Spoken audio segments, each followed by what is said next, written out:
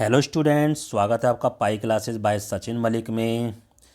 आज हमारा topic focus syllabus का पार्ट 3 थर्ड वीडियो हम बनाने जा रहे हैं। वही वीकर स्टूडेंट्स के लिए हमारा सिलेबस चल रहा है। वीकर स्टूडेंट्स को सारा सिलेबस नहीं करना है। हम जिस तरह के क्वेश्चंस बेटा आपको करवा रहे हैं इस फोकस सिलेबस में, आप उसी तरह के करते जाओ और आप बड़े आसानी से पास हो जाओगे। देखना आप लोग, लेकिन आपको करना पड़ेगा बेटा, बिना करे नहीं होगे। चलिए आज हम करते हैं दो चर वाले रैखिक समीकरण। ये जो हमारा चैप्टर है इसमें से आपको किस तरह के क्वेश्चन करने हैं। क्वेश्चन तो में बहुत सारे आते हैं, लेकिन आपको किस तरह के करने हैं सिर्फ वे मैं आपको बताने जा रहा हूँ। दो चर वाला जो रैखिक समीकरण होता है वो किस तरह का होता है, वो इस तरह का होता है।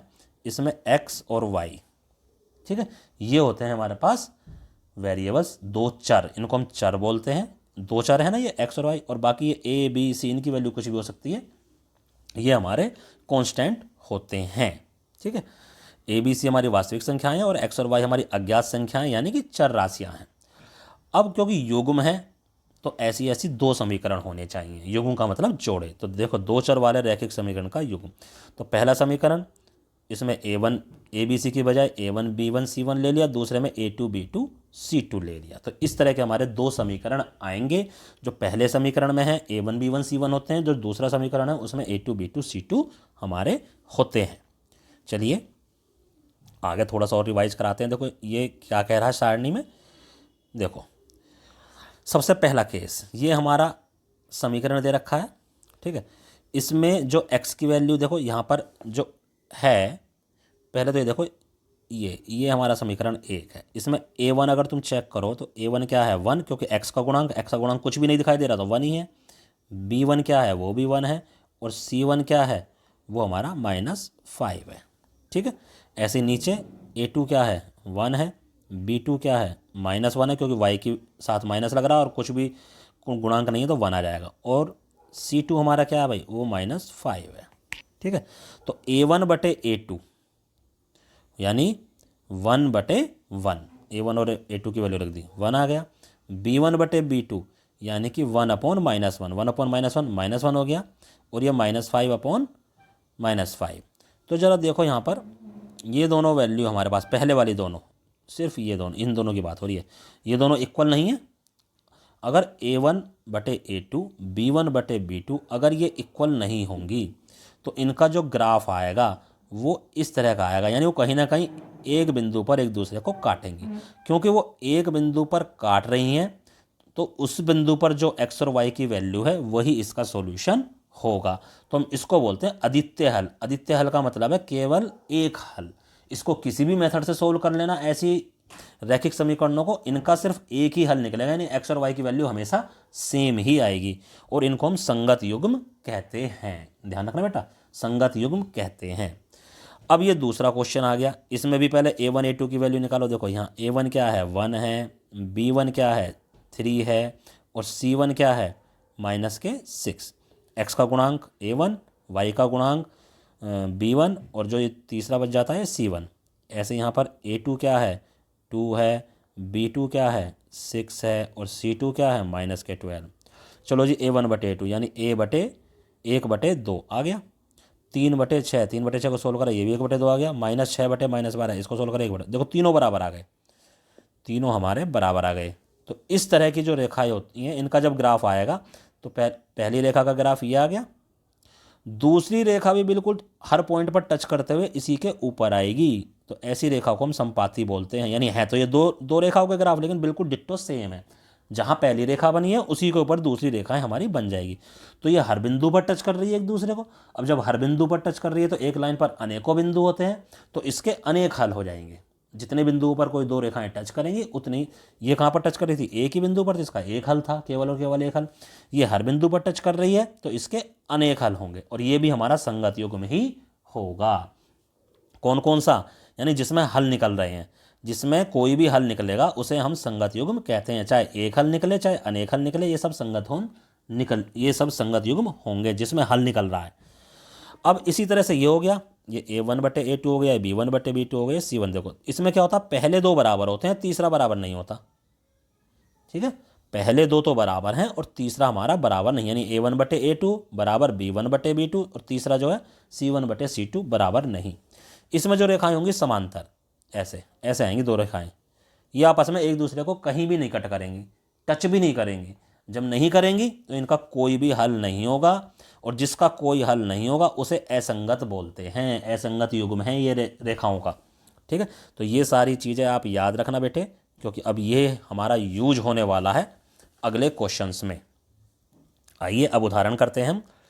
सबसे पहले ये आ गया, कहता है जांच कीजिए कि इनका युग्म संगत है अथवा असंगत। तो हम कैसे करेंगे, देखो यहाँ से हमारा a1 b1 निकलेगा। a1 हमारा x का कोफिशेंट यानी 2, b1 हमारा y का कोफिशेंट यानी 3, और c1 हमारा हो गया 7। ठीक है, यहाँ से हमारा a2 यानी कि 1, b2 यानी कि 2, और c2 हमारा हो गया भाई 3। ठीक है, तो अब क्या निकालेंगे हम, a1 बटे a2, यह हो गया 2/1 यानी कि 2, और b1/b2 ये हो जाएगा 3/2। देखो दोनों ही अनइक्वल आ गए, तो a1/a2 और b1/b2 ये सबसे पहला केस था हमारे पास। अगर यही दोनों हमारे इक्वल नहीं आए तो क्या होता था, आदित्य हल या एक हल। ठीक है, तो क्या लिखोगे तुम, इन युग्मों का केवल एक हल होगा, और ये कैसे होंगे, संगत होंगे। जब हल होता है तो कैसे होते हैं, संगत। बस यही हम क्वेश्चन खत्म कर देंगे। इन्होंने a1 b1 c1 a2 b2 c2 की वैल्यू निकाल के नहीं दिखाई है बेटा, तुम ये जरूर दिखाना। उसी के बाद हम a1 बटे a2 b1 बटे b2 चेक करेंगे कैसे हैं, फिर उसके बाद हम लिख देंगे। चलिए नेक्स्ट क्वेश्चन। इस तरह का क्वेश्चन भी आ सकता है कि एक तुम्हें लैंग्वेज दे दी जाएगी और उस लैंग्वेज को पढ़कर तुम्हें समीकरण बनाना होगा। कहता अमन के पास 50 रुपये हैं, वह बाजार गया, कुछ उसने पेंसिल खरीदी और कुछ पेन खरीदे। अब ये नहीं पता कितने खरीदे। ठीक है, तो और एक पेंसिल का मूल्य है 2 रुपये, एक पेन का मूल्य है 5 रुपये, और उसे ये सारी चीज़ें 50 रुपये में खरीदनी है। तो इसको समीकरण के रूप में लिखो। माना पेंसिल की संख्या, भाई 2 रुपये वाली पेंसिल उसने x खरीद ली, तो इन सभी पेंसिलों का मूल्य क्या हो जाएगा, 2x। एक पेंसिल का मूल्य है 2 रुपये, तो x पेंसिल का मूल्य 2x। ऐसे ही एक पेन की मूल्य हमने एक पेन की संख्या हमने मान ली y, एक पेन का मूल्य कितना था 5, तो ये 5x हो गया। और ये सारे जोड़कर क्या बनने चाहिए, 50, क्योंकि टोटल रुपये तो 50 ही थे। ठीक है, तो ये एक्स पेंसिलों का मूल्य है, ये y था, ये y पेनों का मूल्य है, और दोनों को जोड़ देंगे तो 50 रुपये आना चाहिए ना आना चाहिए। तो इस तरह से समीकरण हमारा बन गया है। एक नंबर में ऐसा ही क्वेश्चन आना है। नाउ अब क्वेश्चन x और y की वैल्यू निकालने वाले जो आसान क्वेश्चन आएंगे हमारे पास, वो किस टाइप का आएगा, इस तरह से। कहता है ये जो दे रखा है इसमें x और y का मान, इसमें दो क्वेश्चन दे रखे हैं, x और y का मान निकालना। जब x और y की मान निकल जाए तब p का निकालना, वो बाद की बात है। तो देखो एक समीकरण हमारे पास ये है और एक समीकरण हमारे पास ये है। ठीक है, इसमें देखो x का गुणांक क्या है 3, इसमें x का गुणांक है 2, दोनों का गुणांक ही अलग अलग है। हम गुणांक बराबर करेंगे। कैसे करेंगे, ऊपर वाले को हमने 2 से गुना कर दिया और नीचे वाले को हमने 3 से गुना कर दिया। तो दोनों देखो 3 दूनी 6, 2 तिया 6, सभी बराबर हो जाएगा। यानी पूरे, अब जब गुना करेंगे तो पूरे समीकरण को गुना करेंगे। तो ऊपर वाले समीकरण को गुना करा, इससे करा 6x बन गया, इसको करा देखो 6x बन गया, ये 4y बन गया, और 11 को करा 22 बन गया। ऐसे नीचे 3 से करेंगे, 3 से इसको करेंगे 6x, इसको करेंगे 9y, इसको करेंगे 12। अब क्या करेंगे, समीकरण को घटा देंगे। इस समीकरण में से इस समीकरण को हम घटा देंगे। घटाया क्यों, क्योंकि देखो इस वाले का और इस वाले का चिन्ह दोनों का प्लस में है ना। जब चिन्ह एक जैसा होगा, या यानी प्लस का होगा या माइनस का, तब हम घटा देंगे। अब हमने इसको इससे घटाया जब घटाएंगे तो सारे चिन्ह देखो, ये प्लस का था तो ये माइनस का हो गया, ये भी प्लस का तो ये भी माइनस का हो गया, 12 भी प्लस का तो ये माइनस का। अब नीचे वाले चिन्ह देखेंगे हम, तो 6x में से 6x गया 0। देखो यहाँ y तो आएगा, यहाँ प्लस के 4 और माइनस के 9 हो गया। अब प्लस के 4 और माइनस के 9, ठीक है, ये क्या हो गया माइनस के 5, और साथ में y तो हमारा लगेगा ही लगेगा। ऐसे ही ये प्लस के 22 और माइनस के 12, तो क्या हो गया 10। ठीक है, तो अब यहाँ से हम क्या कर सकते हैं, y = 10 बटे माइनस के 5, 5 से कट गया 2, साथ में माइनस भी है, तो y की वैल्यू आ गई हमारे पास -2। अब y की वैल्यू किसी भी समीकरण में रख दो जो हमारी फर्स्ट और 2 पर थी। तो हमने कौन से में रखी, पहले वाले में, इस वाले में y की value 3x as it is plus y की वैल्यू ये रख दी हमने, हमेशा ब्रैकेट में रखेंगे। फिर आगे देखो, अब यहाँ से इन्होंने डायरेक्ट कर दिया, हम आगे एक चीज़ और करके दिखाते हैं। 3x मल्टीप्लाई करेंगे -4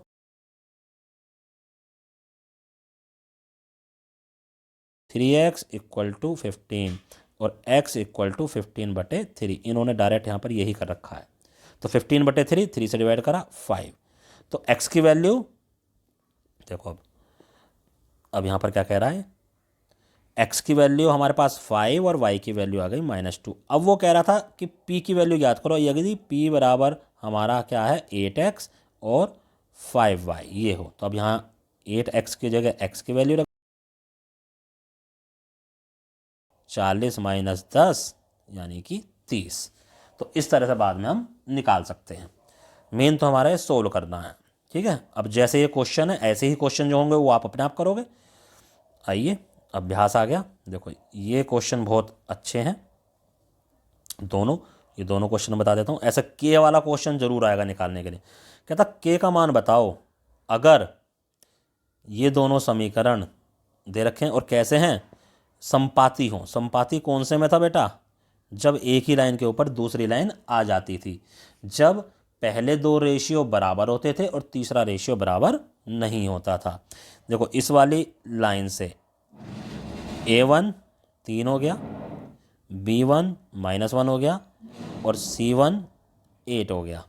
अब इस वाली लाइन से A2 6 हो गया, B2 -1 हो गया और C2 देखो इसमें ये वैल्यू इधर है तो इसको अगर मैं इधर ले जाऊंगा तो +16 हो गया। ये ध्यान रखना, क्योंकि इसमें बराबर में 0 है कुछ भी नहीं, तो इसको हम पहले इधर ले जाएंगे तो +16 हो जाएगा। ध्यान रख लेना इस चीज़ का। चलो जी, अब लिखोगे यदि क्या पूछ रहा है, निरूपण संपाती हो। यदि रेखाएं संपाती हों। अब संपाती होंगी तो भैया A1/A2 बराबर B1/B2 बराबर नहीं C1/C2। ये कंडीशन होगी हमारे पास। रखो भैया वैल्यू 3/6। सॉरी, यहाँ पर b की वैल्यू क्या थी, -k थी, ये ध्यान रखना। ये -1 नहीं थी, -k। 3/6 और -1/-k बराबर नहीं 8/16। तो ये 1/2, ये 1/k बराबर नहीं 8/16। ठीक है, तो इससे निकाल लो इसको। तो यहाँ से इससे अब जब इसको करोगे तो k बराबर क्या आ गया 2, यानी k की वैल्यू 2 के लिए इसके मान संपाती होंगे। ठीक है, बस यही क्वेश्चन हम कंप्लीट कर लेंगे। ऐसा ही क्वेश्चन हमारा सेकंड है। कहता है यहाँ पर इसके असंख्य हल होंगे। असंख्य का मतलब अनेक हल। अनेक हल कब थे, उसका भी यही संपाती वाला ही तो मान है। संपाती में तो होते थे असंख्य हल भी, कहीं अलग थोड़ी ना होते थे। ठीक है ना, संपाती होता था या असंख्य हल होते थे, ये एक ही बात थी, अलग अलग नहीं थी, इसलिए कन्फ्यूज मत होना। तो अब ये हमारा हो गया A1, B1 हमारा हो गया 1 क्योंकि y के साथ कुछ भी नहीं है। ये हमारा हो गया C1, ऐसे यहाँ कुछ भी नहीं है तो A2, यानी A2 हो गया हमारे पास 1। ये हो गया हमारा B2 और ये हमारा हो गया C2। तो वही संपाती हो या असंख्य हल हो तो वही कंडीशन लगेगी। A1/A2 B1/B2 बराबर नहीं C1/C2। तो भैया k/1 1/k बराबर नहीं k/1। तो पहले वाले को कर लो, क्रॉस मल्टीप्लाई करेंगे k की k से, k² बराबर 1, k से करेंगे +-1, तो यानी k की वैल्यू आ गई +-1। यानी k की वैल्यू जब +-1 होगी तो इसके इसके जो हल निकलेंगे वो असंख्य हल निकलेंगे। एक क्वेश्चन बेटा k वाला जरूर आना है, चाहे कुछ भी हो जाए। अब नेक्स्ट इसको भी ऐसे ही करना। अब ये तुम अपना आप करोगे, ये वाला भी और ये वाला भी। इसमें कह रहा अद्वितीय हल होगा। ठीक है, अद्वितीय हल का मतलब कोई भी बराबर नहीं होता, जिसमें A1/A2 बराबर नहीं B1/B2 बराबर नहीं C1/C2। ये कंडीशन। यहाँ से अब A1 B1 C1 A2 B2 C2 की वैल्यू निकालो, इसमें रख दो और k की वैल्यू बराबर नहीं के उसमें आ जाएगी। आगे कहता है युग्म जब समांतर होंगे। समांतर जब तीसरा केस ऊपर जो मैंने टेबल में बताया था, समांतर में क्या होता है, ये सब बराबर होते हैं। A1/A2 B1/B2 बराबर C1/C2। ये सब वैल्यूज़ तुम यहाँ से निकाल लोगे, कर लोगे आराम से। आगे कहता है युग्म संगत हैं या नहीं, अब वही काम करना है। देखो इससे A1 A2, A1 की वैल्यू 1, A2 की वैल्यू 3, यहाँ से B1 की वैल्यू -1 और B2 की वैल्यू -3, C1 की वैल्यू 8 और C2 की वैल्यू क्या हो जाएगी 12। सबके रेशियो निकाल के चेक कर लो, A1/A2 1/3। यहाँ पर तो ये कंडीशन दे रखी है, अब हमें यहाँ पर चेक करनी है। ये भी 1/3, C1/C2 8/12, 4 दूनी 4। तो देखो ये दोनों बराबर आ गए, यानी A1/A2 B1/B2 बराबर नहीं C1/C2। तो कैसे होते थे, संपाती हल होते थे, अनेक हल होते थे ऐसी रेखाओं के। और अनेक हल जब भी होंगे तो क्या होगा, युग्म संगत होगा। तो युग्म इनके संगत होंगे। तो इस टाइप से हम इस क्वेश्चन को ना, ये बेटा लास्ट क्वेश्चन है देखो आपका, इसमें वही x और y के मान निकालने हैं। देखो this is your first equation and this is your second equation. x का कोफिशिएंट यहाँ 2 और यहाँ पर 3, ऐसे y का 3 और 5, यानी किसी के भी कोफिशिएंट हमारे इक्वल नहीं है। तो एक दूसरे के कोफिशिएंट से मल्टीप्लाई कर दो, ऊपर वाले को हम 3 से मल्टीप्लाई कर दें, नीचे वाले को हम 2 से मल्टीप्लाई कर दें। तो देखो नई इक्वेशन हमारे पास क्या आ जाएंगी, 3 से मल्टीप्लाई करने के बाद ये हो गया 6x प्लस के 9y, और अगर इसको हम 3 से मल्टीप्लाई करेंगे 3 6 जा क्या आएगा हमारे पास 18, 3 4 जा 12, 12 और 3 और सॉरी 12 और 1 13, 138। 2 से मल्टीप्लाई करेंगे 6x प्लस के 10y, और इससे मल्टीप्लाई करेंगे 2 से 148। दोनों के साइन सेम है तो माइनस कर दो, लिख देना समीकरण, ठीक है। यहाँ पर इसको समीकरण नंबर 3 मान लो, इसको समीकरण नंबर 4 मान लो, नीचे लिख देना समीकरण 3 में से 4 माइनस करने पर। देखो ये माइनस हो गया, 9y में से 10y घटेगा तो माइनस के y बचेगा, यानी माइनस के 1y, और 138 में से 148 घटेंगे तो माइनस के 10 बचेगा। माइनस से माइनस कट गया, y की वैल्यू आ गई हमारे पास 10। देखो y की वैल्यू 10 ही आ रही थी ना, अब y की वैल्यू 10 इक्वेशन 1 में रख दो, 2x प्लस के 3 इंटू 10, जहाँ y है वहाँ पर हमने 10 रख दिया, 46। तो 2x प्लस के 30 इक्वल 46, 2x 46 माइनस के 30, 2x equal to 16, x equal to 16/2 और x इक्वल टू 8। तो इस टाइप से x और y दोनों की वैल्यू हमारे पास आ गई। और ये हमारा पार्ट, जो कौन सा पार्ट था, पार्ट 3 वाला जो वीडियो था, ये हमारा कंप्लीट होता है। तो इस तरह के सभी क्वेश्चंस आपको करने हैं, बिना देखे करो बेटा इनको एक बार समझने के बाद। और इसी तरह के क्वेश्चन आपको कहीं और भी बुक में से, सैम्पल पेपर में से, कहीं से भी मिलते हैं, आप इनकी प्रैक्टिस करो ज़्यादा, क्योंकि इस तरह के जो भी क्वेश्चन आने वाले हैं उनको आपको छोड़ना नहीं है। धन्यवाद।